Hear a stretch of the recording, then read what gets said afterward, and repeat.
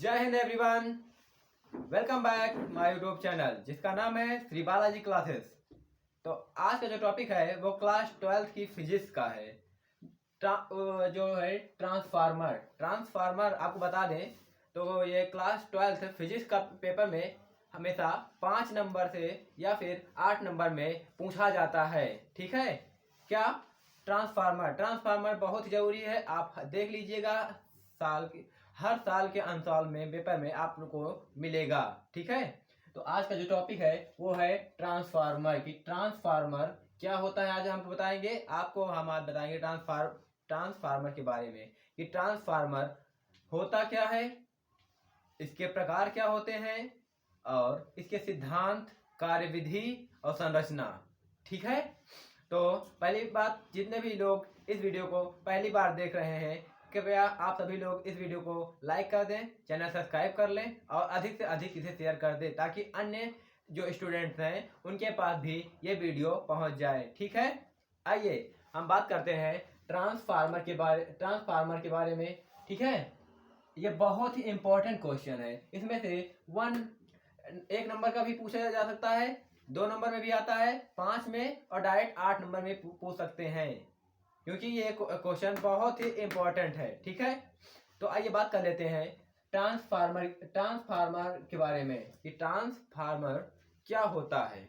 ठीक है, तो हम बताते हैं कि ट्रांसफार्मर क्या होता है। ट्रांसफार्मर आप लोग अपने घर के आसपास देखते होंगे कि ट्रांसफार्मर लगे हुए हैं खंभे के ऊपर। तो किस लिए वे लगे हुए हैं, उनका कार्य क्या है, आपने कभी सोचा है? तो हम आपको बताएंगे कि ट्रांसफार्मर क्या होता है। ट्रांसफार्मर विद्युत का वह साधन है। ट्रांसफार्मर विद्युत का वह साधन है जिसके द्वारा विद्युत वोल्टता को कम या ज्यादा किया जा सकता है। ठीक है, कि फिर से बता दे रहे हैं कि ट्रांसफार्मर विद्युत का वह साधन है जिसके द्वारा, वह साधन मतलब कि उसी पे काम करेगा। तो ट्रांसफार्मर विद्युत का वह साधन है जिसके द्वारा वोल्टता को कम या ज्यादा किया जा सकता है। अगर आपने देखा होगा या फिर आपके घर में होगा तो कम या ज्यादा करने, अगर लाइट आ रही है तो आपने अपने घर में स्टोपलाइजर लगवा रखा होगा। किसी न किसी, जो भी वीडियो देख रहे हैं आपके घर में या फिर कहीं पर भी आपने स्टोपलाइजर देखा होगा। स्टोपलाइजर का क्या काम होता है कि वो कम आने वाली बिजली या ज्यादा आने वाली बिजली को रोक कर आपको सामान्य देता है।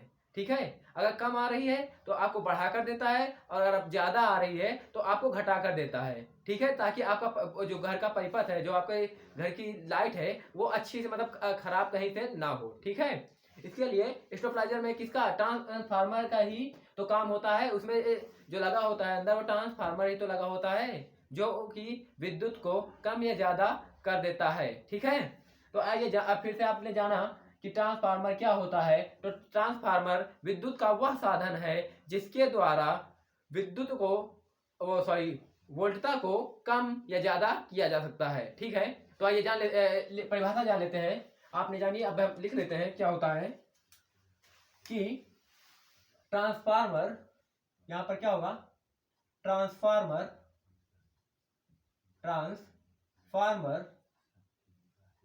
विद्युत का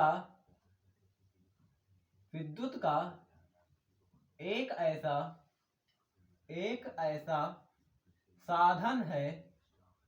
ऐसा साधन है जिसके द्वारा कि विद्युत वोल्टता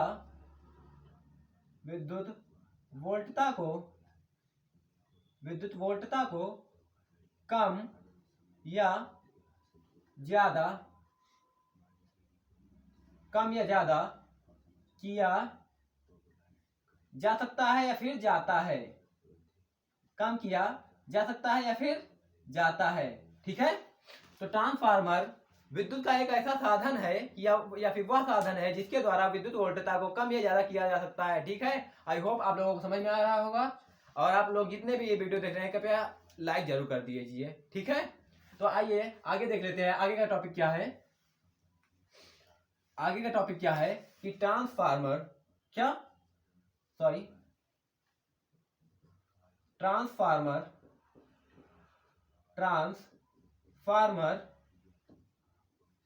ट्रांसफार्मर के प्रकार, मतलब कि ट्रांसफार्मर कितने प्रकार के होते हैं।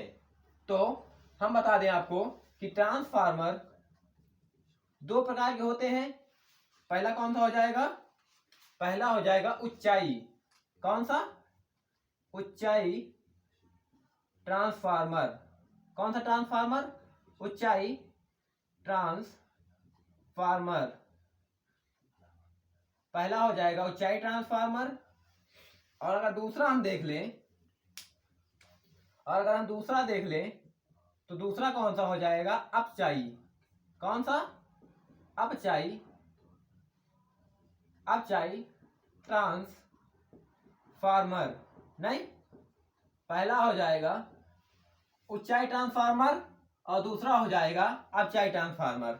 ठीक है, तो ट्रांसफार्मर के कितने प्रकार होते हैं? ट्रांसफार्मर के दो प्रकार होते हैं। पहला हो जाएगा ऊंचाई ट्रांसफार्मर और दूसरा हो जाएगा अपचाई ट्रांसफार्मर। तो आइए जान लेते हैं कि ऊंचाई ट्रांसफार्मर क्या होता है। ऊंचाई ट्रांसफार्मर पहला क्या हो जाएगा हमारा? ऊंचाई ट्रांसफार्मर। कौन सा ट्रांसफार्मर? ऊंचाई ट्रांसफार्मर।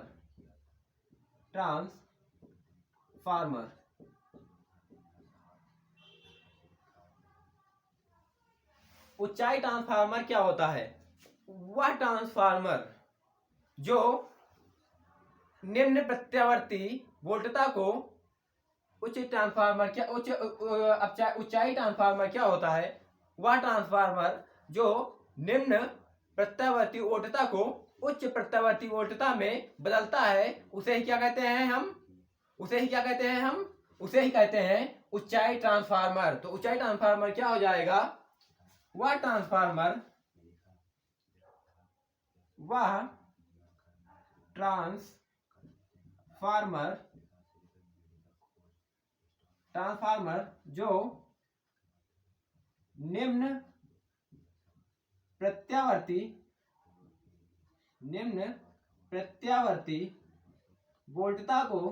जो निम्न प्रत्यावर्ती वोल्टता को उच्च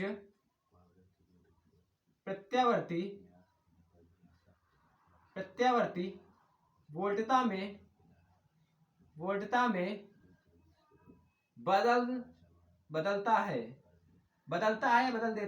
बदलता है, वही क्या हो जाता है? ऊंचाई ट्रांसफार्मर। क्या? ऊंचाई ट्रांसफार्मर। ठीक है, ऊंचाई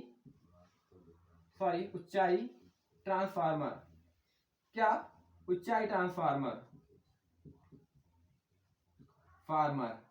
ठीक है, उसे ही ऊंचाई ट्रांसफार्मर कहलाते हैं। ठीक है, तो ऊंचाई ट्रांसफार्मर क्या होते हैं? जो कि लो वोल्टेज को हाई वोल्टेज में कन्वर्ट कर दे। जो लो वोल्टेज को हाई वोल्टेज में कन्वर्ट कर दे, वही क्या हो जाएगा हमारा? वही हो जाएगा हमारा ऊंचाई ट्रांसफार्मर। ठीक है, तो आइए देख लेते हैं दूसरा क्या हो जाएगा? दूसरा हो जाएगा अपचाई ट्रांसफार्मर। कौन सा? अपचाई ट्रांसफार्मर।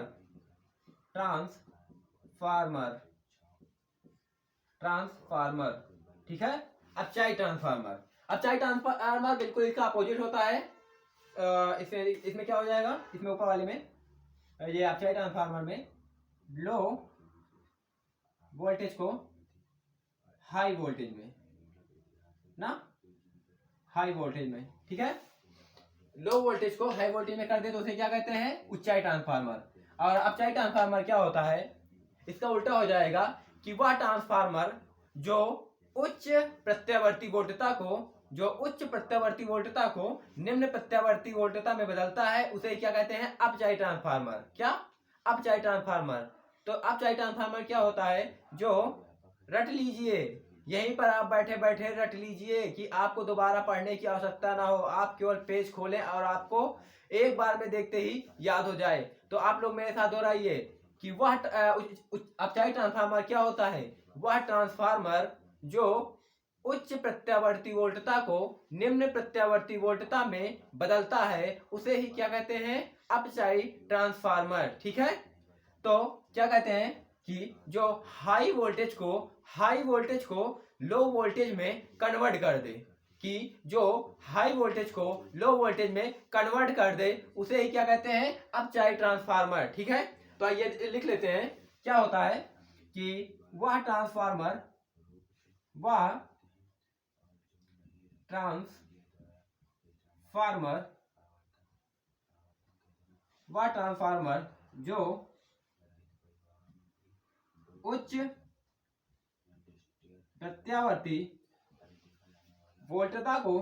जो उच्च प्रत्यावर्ती वोल्टता को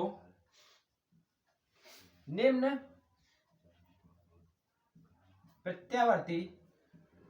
प्रत्यावर्ती वोल्टता में बदलता है या फिर बदल देता है। क्या बदलता है या फिर बदल देता है उसे ही क्या कहते हैं? अपचाई ट्रांसफार्मर। क्या कहते हैं? उसे ही क्या कहते हैं? उसे ही अपचाई ट्रांसफार्मर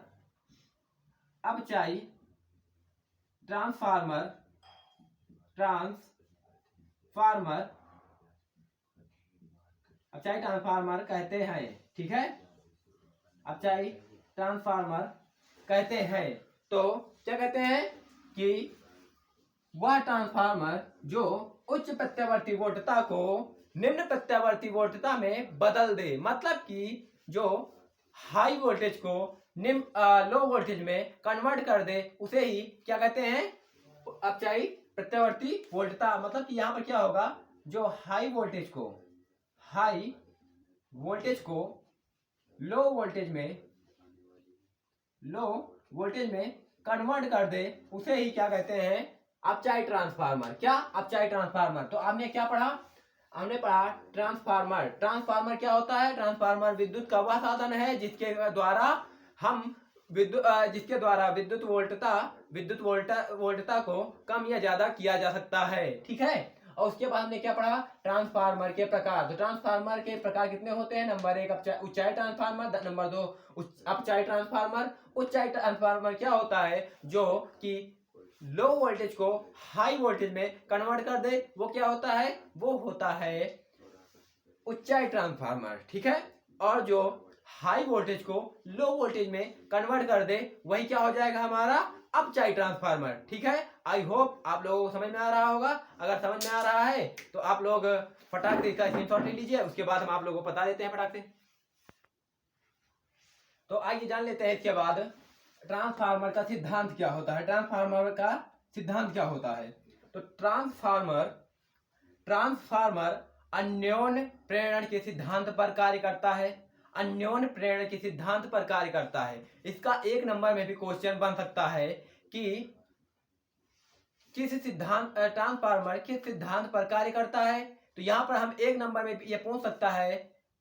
आप लोग फिर से गौर कीजिए, ये 1 नंबर में क्वेश्चन जरूर पूछ सकता है कि ट्रांसफार्मर किस सिद्धांत पर कार्य करता है। तो ट्रांसफार्मर अन्योन्य प्रेरण के सिद्धांत पर कार्य करता है। ठीक है, यही हो जाएगा। 1 नंबर में आपको पूछ सकता है, तो यहां से आप लोग याद रखिएगा। ठीक है, तो क्या हो जाएगा सिद्धांत इसका कि जो ट्रांसफार्मर है वो सिर्फ अन्योन्य प्रेरण के सिद्धांत पर कार्य करता है, यह प्रत्यावर्ती वोल्टता के साथ ही कार्य करता है। यह प्रत्यावर्ती वोल्टता के साथ ही कार्य करता है, ना कि दिष्ट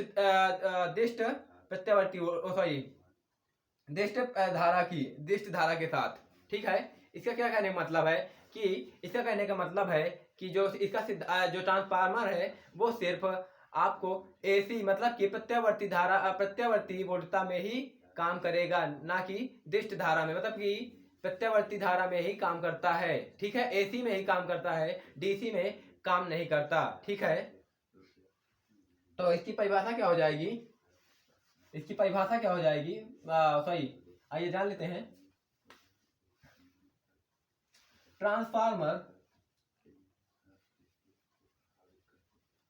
ट्रांसफार्मर ट्रांसफार्मर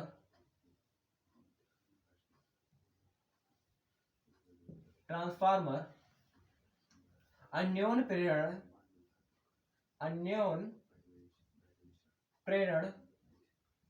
के सिद्धांत पर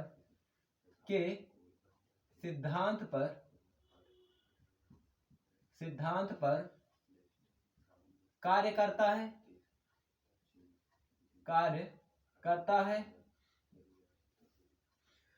या प्रत्यावर्ती धारा पर ही प्रत्यावर्ती धारा के साथ ही कार्य करता है। क्या करता है? यह प्रत्यावर्ती धारा के साथ ही कार्य करता है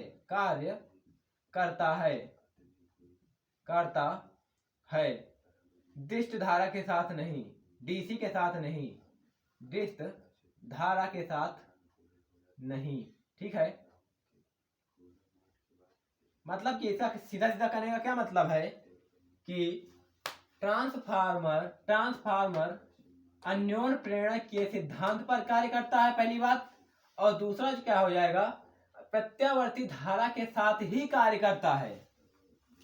मतलब कि इसका कहने का मतलब यह है कि ये सिर्फ एसी पर ही काम करेगा, डीसी पर इसका कोई भी प्रभाव नहीं होगा, ये डीसी पर कार्य नहीं करेगा। ठीक है, ये ट्रांसफार्मर केवल एसी पर ही कार्य करता है, इसका यही काम है, मतलब कि डीसी पर इसका कोई काम नहीं है। ठीक है,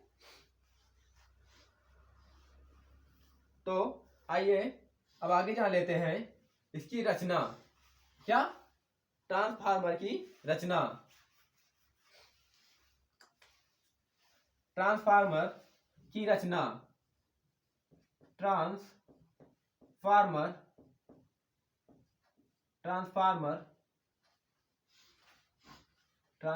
की रचना। ट्रांसफार्मर की रचना। तो आइए देख लेते हैं ट्रांसफार्मर की रचना क्या होती है। तो ट्रांसफार्मर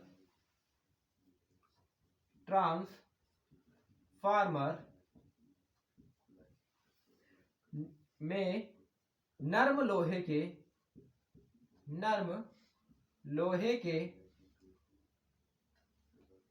की पट्टियों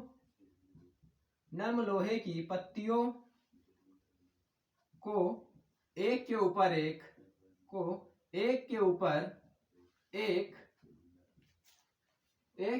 एक रखकर आयताकार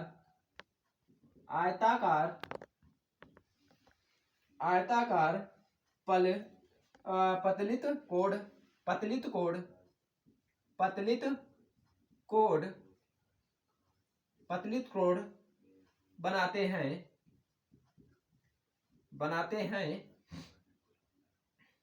तथा तांबे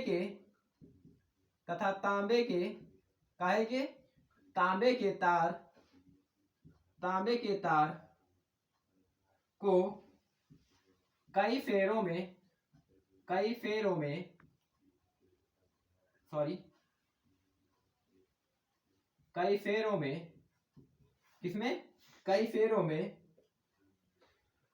लपेटकर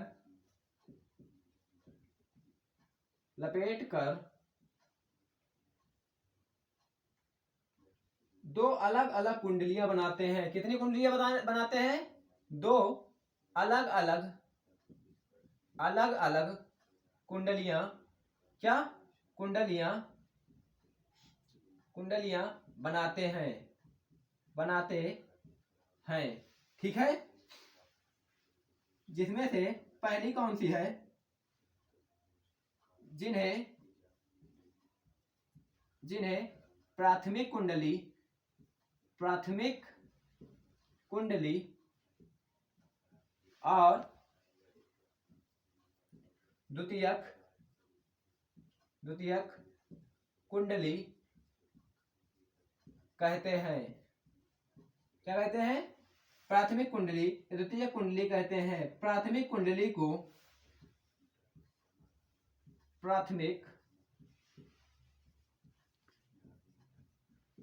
को एक प्रत्यावर्ती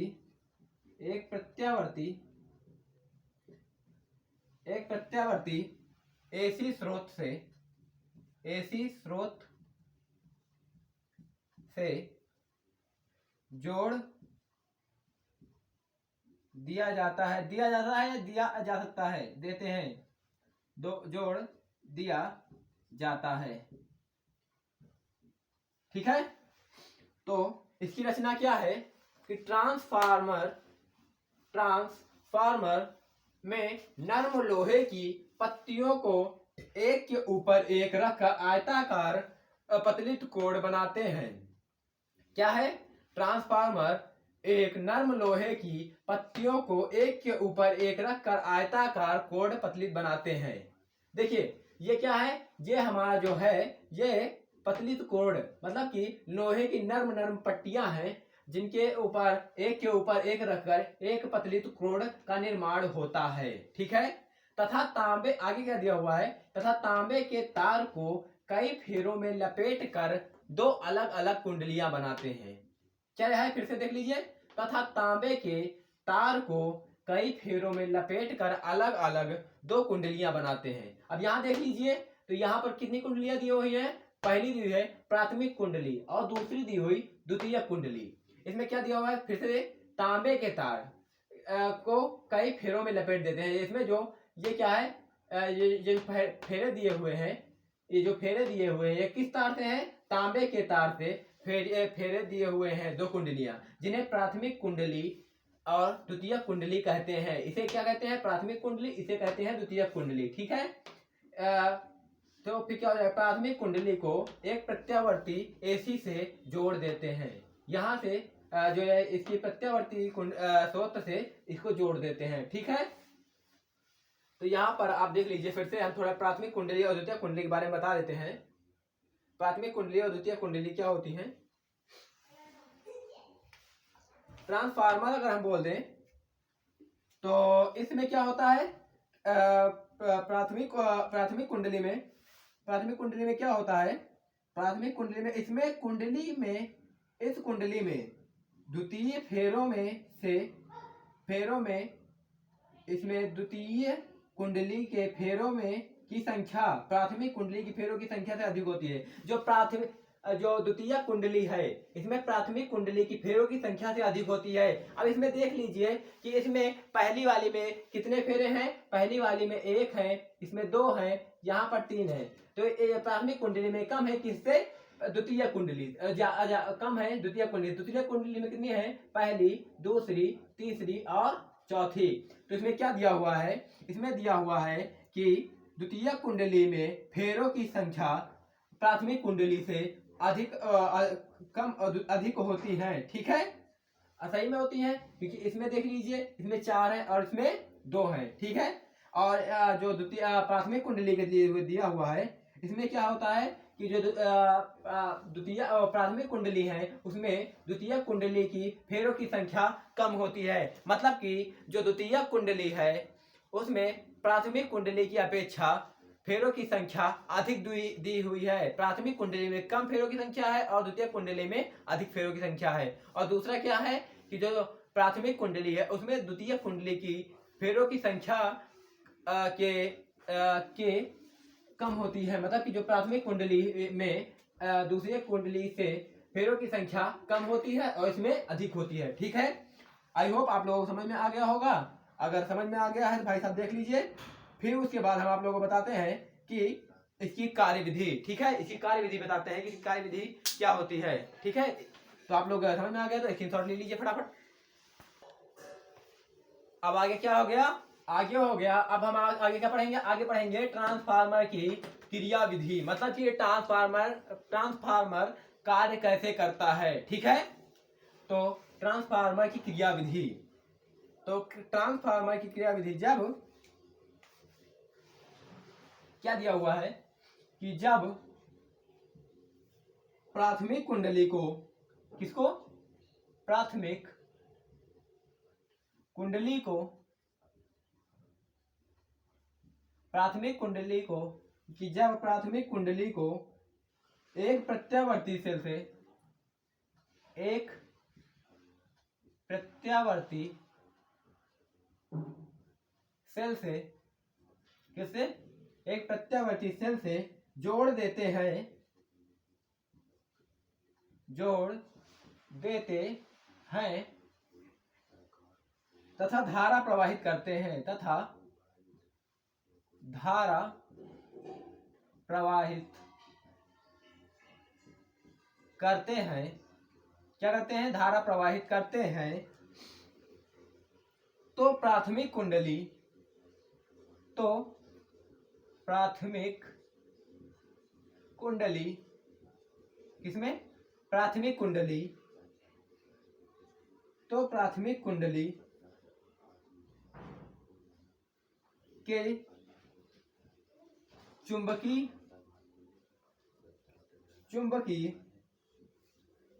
फ्लक्स में, चुंबकीय फ्लक्स में,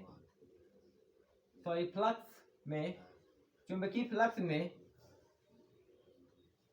परिवर्तन होता है। क्या होता है, चुंबकीय फ्लक्स में परिवर्तन होता है, चुंबकीय फ्लक्स में परिवर्तन होता है, जिसके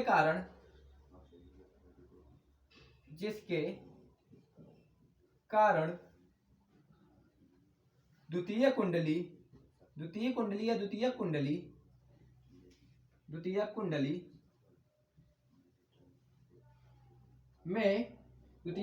में भी एक प्रेरित द्वितीय कुंडली में भी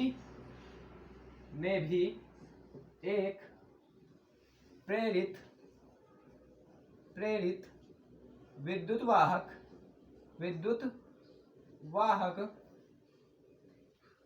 बल उत्पन्न हो जाता है। क्या हो जाता है, विद्युत वाहक बल उत्पन्न हो जाता है, जिसके कारण एक प्रेरित धारा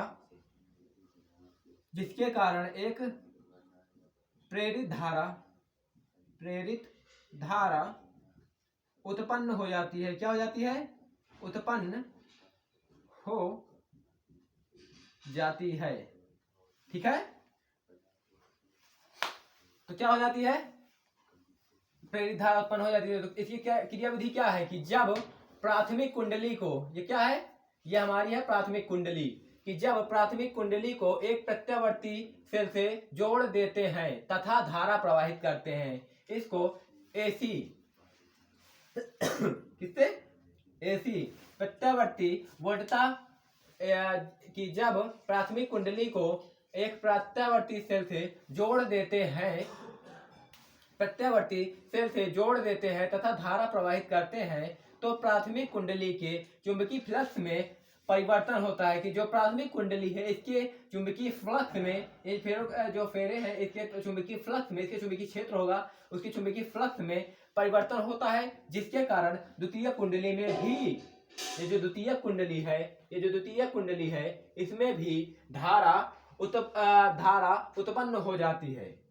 जिसमें द्वितीय कुंडली में भी विद्युत वाहक बल उत्पन्न हो जाता है। क्या हो जाता है, विद्युत वाहक बल उत्पन्न हो जाता है, जिसके कारण एक प्रेरित विद्युत वाहक बल उत्पन्न होता है, ठीक है, कि विद्युत वाहक बल उत्पन्न होता है, ठीक है। आई होप आप लोगों को समझ में आया होगा, अगर आया है तो प्लीज आप लोग इसे शेयर जरूर करिएगा, ठीक है। और जाने से पहले एक शायरी फिर से, नहीं, एक शायरी बोल देते हैं, आप लोगों के लिए है लेकिन आप लोगों के लिए भी नहीं है, ठीक है। तो वो शायरी कौन सी है, कि क्या कहा है किसी ने, कि देकर गुलाब का फूल, कि क्या कहा है किसी ने, कि देकर गुलाब का फूल ये कह गया टोकरी वाला, कि देकर गुलाब का फूल ये कह गया टोकरी वाला, तुम करते रह जाओगे एक तरफा मोहब्बत यारो, उसे ले जाएगा सरकारी नौकरी वाला, ठीक है। आप लोगों के लिए नहीं है, पर आप लोगों के लिए ही है, क्योंकि अभी आप लोग इसके बाद आप लोग जिस भी पेपर दे रहे हैं उसके बाद आप लोगों को किसी ना किसी की नौकरी तैयारी करनी ही है। ठीक है, तो आज की क्लास बस इतना ही। फिर मिलते हैं अगले टॉपिक पर, जरूरी टॉपिक पर, महत्वपूर्ण टॉपिक पर। ठीक है, तब तक लिए जय हिंद।